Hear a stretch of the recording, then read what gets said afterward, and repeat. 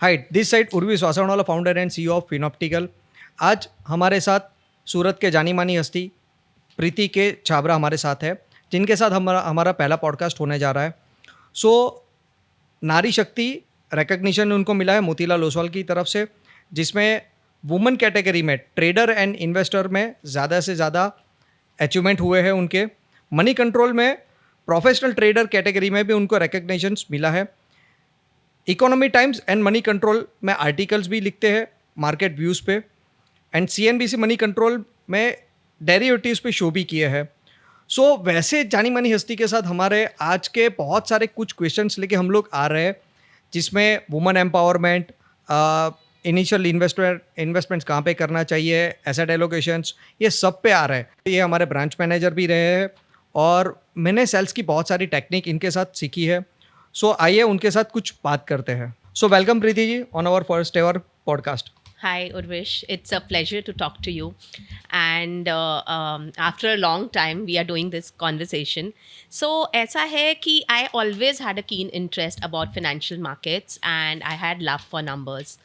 तो after college, हर कोई, as everyone try to find their budding field. So by fluke, frankly telling, I'll tell you, कि I landed up in angel broking job and then started कि okay ये होता क्या है. Once when I started, since I was from the marketing field, so financial markets were not very, I wasn't very savvy in that. So it was like if I tell you very frankly, then it was like destiny throwed me in the right place at the right time. I am talking this back of 2006, 2005-6, when financial market was booming and all the actually retailers were getting attracted in financial markets, and Gujarat being the hub of trading community, मुझे लगता है I got a very good push there and I started getting interest in financial market, though it was just a fluke start into it.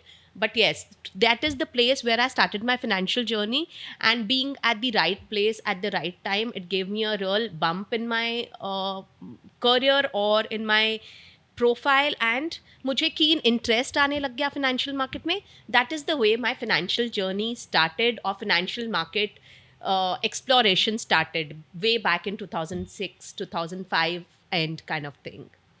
आपको नारी शक्ति का award मिला था, तो वुमेन एम्पावरमेंट के लिए आप क्या सोचते हो, उनको कैसे आगे आना चाहिए, उसके ऊपर आप कुछ बात करो। I have been, Urvish, being a female, I have been a feminist always. तो women empowerment की जहाँ तक बात आती है, that is a very broader topic.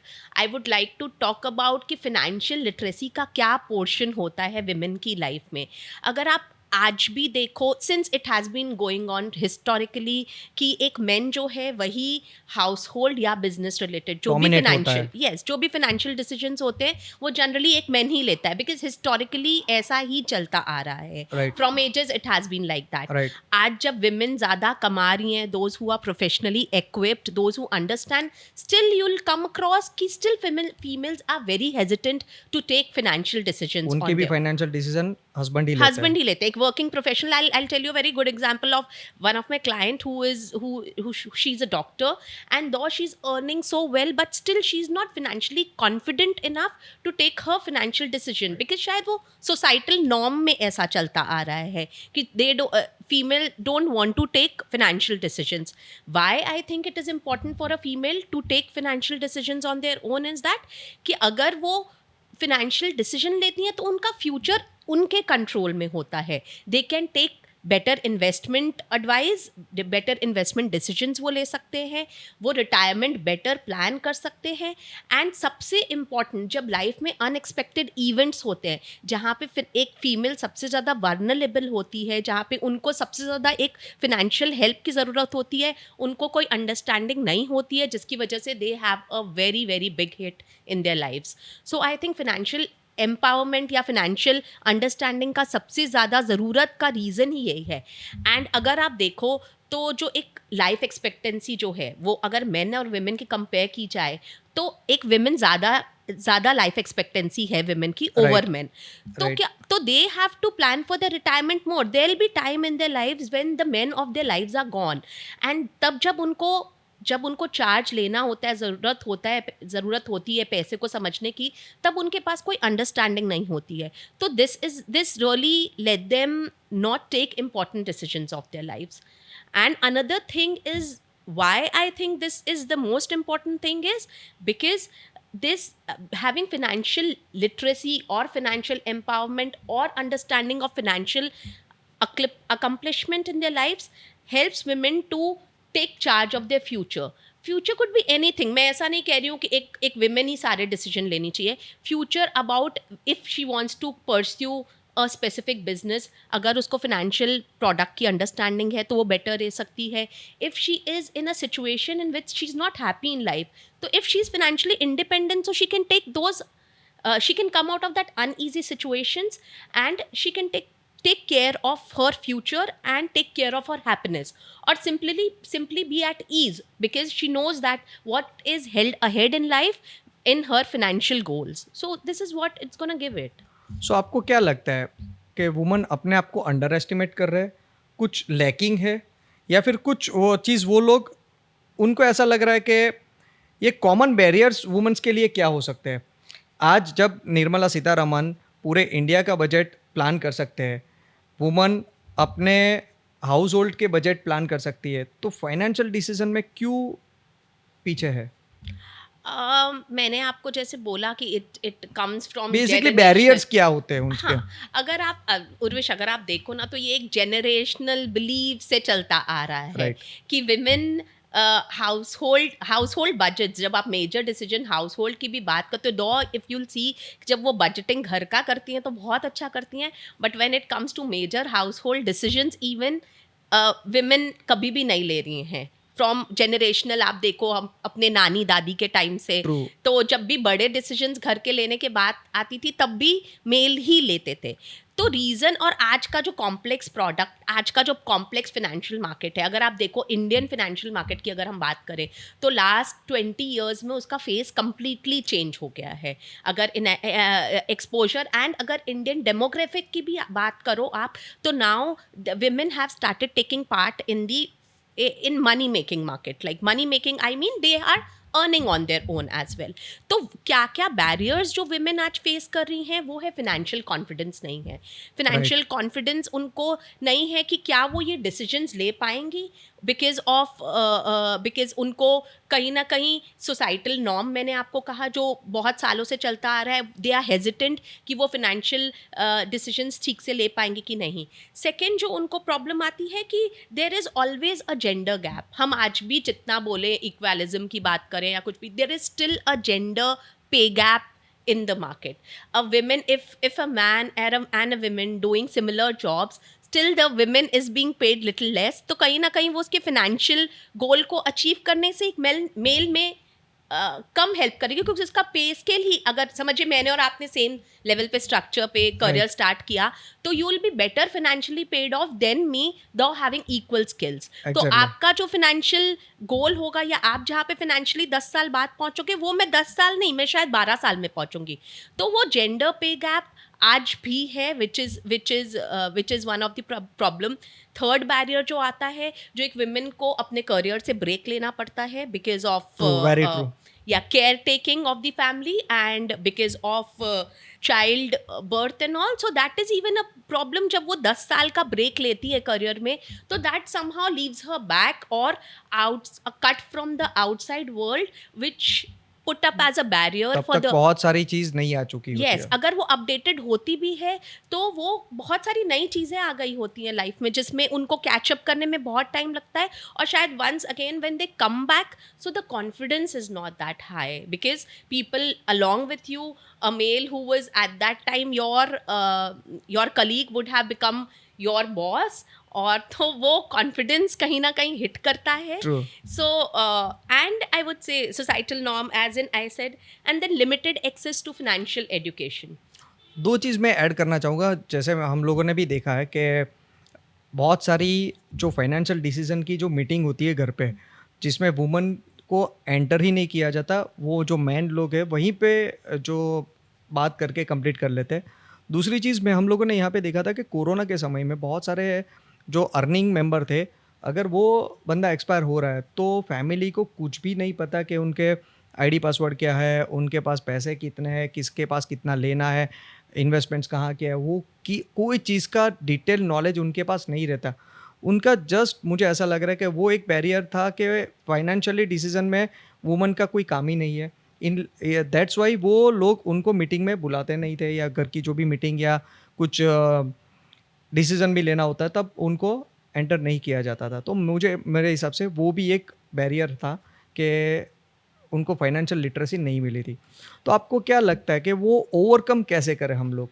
मेरा एक और बहुत वैलिड पॉइंट है इसमें उर्विश, कि अगर आप जो भी हम savings, I would like to put up this, कि जो भी हम सेविंग्स करते हैं एज अ मैन, अगर हम मान के चले ट्रेडिशनली या अभी भी 70% are man are the breadwinner for the family. Right. तो हम 70-80 जो भी एक मैन एक सेविंग करते हैं फॉर दी फैमिली, एक्चुअली वो सेविंग्स कर किसके लिए रहे हैं? अपने फॉर एनी अनफोर्सीन सिचुएशन जो आ जाए ट्रू। उसके लिए वो उनके बच्चों और उनकी वाइफ्स या उनके एल्डरली पेरेंट्स, इनके लिए सेविंग्स कर रहे होते Exactly. हैं। या जो भी पैसे इन्वेस्टमेंट्स किया जाता है वो basically if the male is healthy enough और if the earning is going on the similar structures, तो शायद इन्वेस्टमेंट की या इंश्योरेंस की या किसी अदर प्रोडक्ट की ज़रूरत नहीं पड़ती है। पर सेविंग्स की ही बच्चों और वाइफ के लिए की जाती है इन अनफॉर्सीन सर्कमस्टांसेस। और जब ऐसे अनफॉर्सीन सर्कमस्टांसेस जब आते हैं लाइफ में, तो आप देखोगे most of the female don't know only what is being done for them. True, very true. So जो उनके लिए किया जाता है उसकी ही नॉलेज उनको नहीं है, या उस प्रोडक्ट से कैसे डील करना है उसकी ही नॉलेज उनके लिए नहीं है। Yep. तो आप तिजोरी तो बना रहे हो पर चाबी तो आपने शायद दिया ही दी नहीं। नहीं है जिसके लिए आप तिजोरी बना रहे थे। सो आई वुड लाइक टू से कि कम ऑन, जिनके लिए आप ये कर रहे हो उनको साथ में उस प्रोसेस में रखो, so that they have an understanding if something happens, so they are able to take the right decisions what you would have taken when it is required. So something which is to be done, I guess. That's a better idea. So अगर अभी दूसरा part हम लोग ले कि आज अगर कोई इन्वेस्टर को इन्वेस्ट करना है तो उसका फर्स्ट स्टेप क्या होना चाहिए? नया इन्वेस्टर जो मार्केट में आ रहा है उनको पैसा इन्वेस्ट करना है तो उनका फर्स्ट स्टेप क्या होना चाहिए? उर्विश, जैसे हम बात करें कि कोई भी इन्वेस्टर है जो कि मार्केट में आता है और उसको सबसे पहले investor somebody young starting at a very young, I would से उनके पास नॉलेज होना चाहिए। They should start because not to invest on your own but to be equipped with the product a bit। अगर आपको कोई आपका एडवाइज़र या आपके फ्रेंड या कोई आपको सजेस्ट करते हैं कि आपको ये प्रोडक्ट ETF में पैसा डालना चाहिए, and if you don't understand what ETF is और आपको म्यूचुअल फंड का कॉन्सेप्ट क्या है, या अगर आप किसी भी प्रोडक्ट में पैसा डाल रहे हो तो वो कहाँ जाता है, तो for understanding of those basic things आपका एक बेसिक फिनेंशियल प्रोडक्ट के ऊपर नॉलेज डेफिनेटली होना चाहिए। तो True. If you ask me कि फर्स्ट बेबी स्टेप क्या है, तो एक basic understanding towards the financial product, financial planning वो होना ही चाहिए टू एनी अर्ली इन्वेस्टर्स जो भी स्टार्ट कर रहा है। देन सेकेंड उनको सेकेंड जो स्टेप होना चाहिए is that sitting and deciding upon your financial goals, कि आपका फिनेंशियल गोल है क्या, where do you want to reach over a period of time.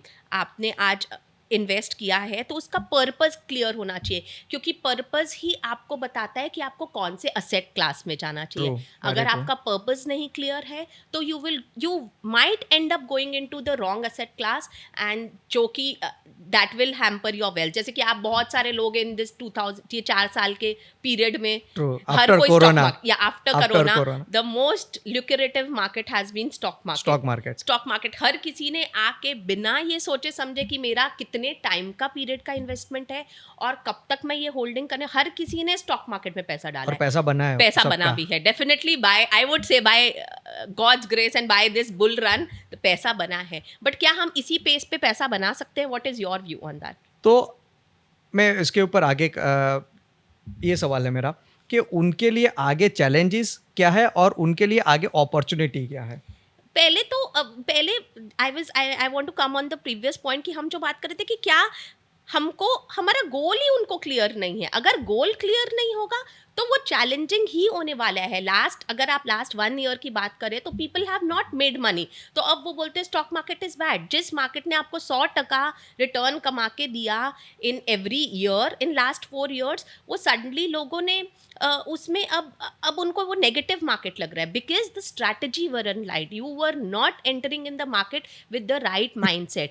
पैसा डेफिनेटली बनता है, but it has to have clear setting up of the goals and clearly define करना कि market कि आप किस लिए पैसा इन्वेस्ट कर रहे हो, कितने टाइम पीरियड के लिए रखने वाले हो। So these all points has to be considered. और जैसे आपने मुझसे पूछा कि और क्या एक इन्वेस्टर को याद रखना चाहिए जब भी वो तो इन्वेस्ट कर रहे हैं तब। यस इन्वेस्ट करे तो जैसे मैंने बोला आपका फिनेंशियल गोल। थर्ड, आपको कई बार ऐसा भी हमारे दिमाग में होता है, ये जो एक इन्वेस्टर के दिमाग में होता है कि स्टॉक मार्केट में पैसा डालना है तो बहुत बड़ा पैसा होना चाहिए। ऐसा नहीं है। It's just that you start in a consistent manner, in a discipline manner, start early. जितना अर्ली आप स्टार्ट करोगे उतना जल्दी आप पैसे को मल्टीप्लाई कर पाओगे। True, very discipline true. बहुत इंपॉर्टेंट है इस मार्केट में। You can not just keep on changing your strategy with every bull run and bear run. Frankly telling,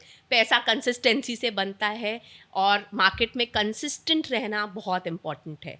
so yes, सो तो- दिस इज वन पॉइंट। सो आगे market में आपको challenge दिख रही है या अपॉर्चुनिटी दिख रही है?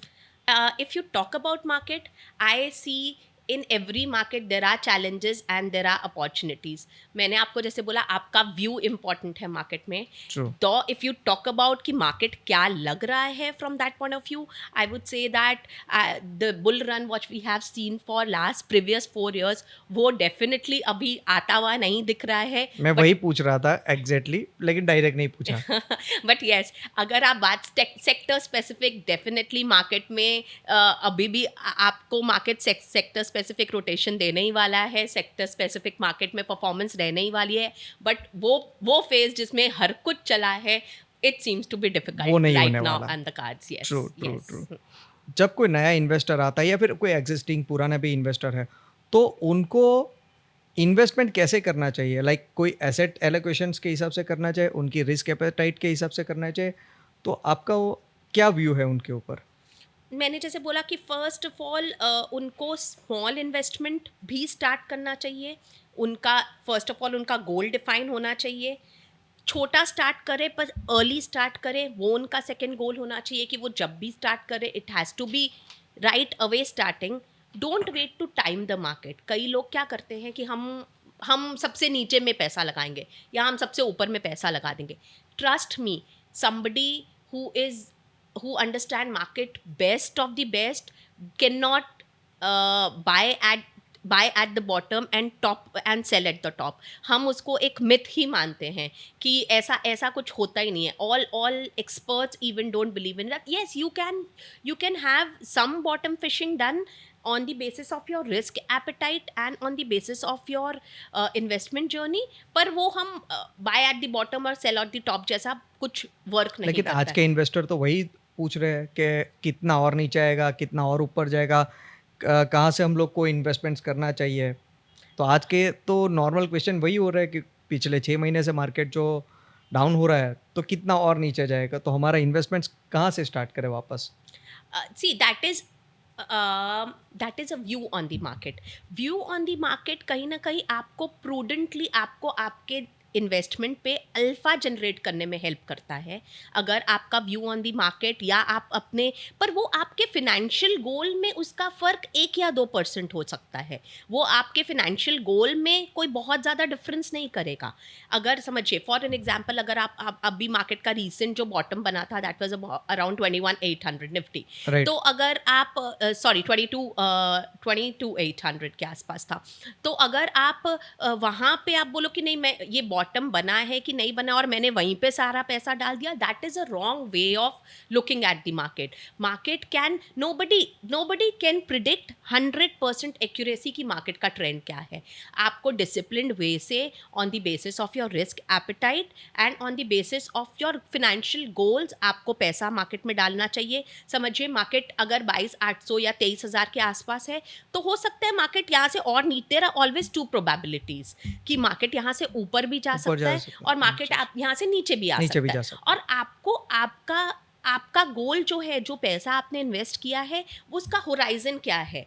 तो अगर आप किस होराइजन के लिए पैसे डिप्लॉय कर रहे हो उस पर डिपेंड करता है कि आपको इस समय और इन्वेस्ट करना चाहिए या नहीं करना चाहिए. Somebody who has a long term goal, for an example मैं आपको बताऊंगी, समबडी जिसका लॉन्ग टर्म गोल है 10 साल का, अगर वो मेरा एक क्लाइंट है, वो मुझे पूछे कि मुझे क्या करना चाहिए, तो we have started people getting invest 30% here, around 23 200 भी इन्वेस्ट कराया, 23 पे भी इन्वेस्ट कराया, 22,700 पे भी, पर still we have kept a little buffer कि अगर समझिए मार्केट, बिकॉज बॉटम पे आप बिल्कुल नहीं बाय कर सकते, पर जब मार्केट टर्न करेगा तो अगर वहाँ पे अपॉर्चुनिटी मिली तो हम और इन्वेस्ट कर सकते हैं. तो वो एक स्टैगर्ड वे में होता है and it can not be predicted. तो आपके सेल्फ एनालिसिस पे या आपके फिनेंशियल एडवाइज़र के साथ बैठ के अकॉर्डिंग टू योर गोल्स वो डिसाइड होना चाहिए कि आपको कितना पैसा कब डालना चाहिए. और market, and it is being always said in the market, buy the fear and sell the FOMO. Exactly. So whenever Very there true. is fear in the market, I think that is the right time to invest in the market, and whenever there is FOMO in the market, that is the time to sell in the market. तो investment में पैसा तभी बनता है जब आप fear को buy करते हो and FOMO को sell करते हो. So it is a fearful market right now. So I think True. that's the best time to invest in the markets. After corona बहुत सारे नए इन्वेस्टर आए हैं मार्केट में जो टेक्नोलॉजी के सहारे है. उनको लगता है कि एडवाइजरी की ज़रूरत नहीं है और वो लोग पैसा आराम से बना रहे हैं. तो आपको क्या लग रहा है कि आगे जाके मार्केट में एडवाइज़र की कितनी ज़रूरत होगी या फिर एडवाइज़र क्यों ज़रूरी है? ओके, फिनेंशियल मार्केट कहा जाता है it's an art and a science. So when it comes to science, it becomes objective. When it comes to art, it becomes subjective. तो जहाँ तक साइंस की बात आती है तब तक तो एक अगर आप ऑनलाइन जाके अपना खुद से डिसाइड करके you invest into something and आप अपने फिनेंशियल गोल सेट करते हो तब तक ठीक होता है. But how would you manage to keep with that consistently with your up and downs and market fluctuations. एक मार्केट, मुझे लगता है एक फिनेंशियल एडवाइज़र का रोल सबसे इम्पॉर्टेंट तब है जब आप अपने क्लाइंट को through economic fluctuations and market fluctuations किस तरह गाइड करके इन मार्केट रखते हो. वो आपको एक ऐप या सॉफ्टवेयर नहीं रख सकता है. व्हेन आई टोल्ड, जैसे जब फियर आता है मार्केट में या जब आपके लाइफ में अप एंड डाउन आते हैं, at times you deviate from your financial goals or you stop understanding the importance of your financial goals or financial planning or financial management. तब आप financial advisor का role आता है to keep you updated, keep you right on your path, let your fear not rule away your financial plan, keep your goals clear in your mind. तो ये सब roles रहने ही वाले हैं. तो एक फिनेंशियल प्लानिंग है बहुत, it's a very long term subject, और financial advisor is not a very short term relationship which you built up. मुझे लगता है ये रिलेशनशिप लाइफ लॉन्ग के लिए होता है. अगर आपके पास राइट फिनेंशियल एडवाइज़र है तो शायद जो आपको अल्फ़ा मिल सकता है, बिकॉज फिनेंशियल एडवाइज़र आपको आपके अलग अलग कैटेगरी में आपको बता सकता है as per your risk, as per your present markets, present life situations, your present career opportunities and your financial goals achievement की आपको किस तरह से पैसा लगाना चाहिए.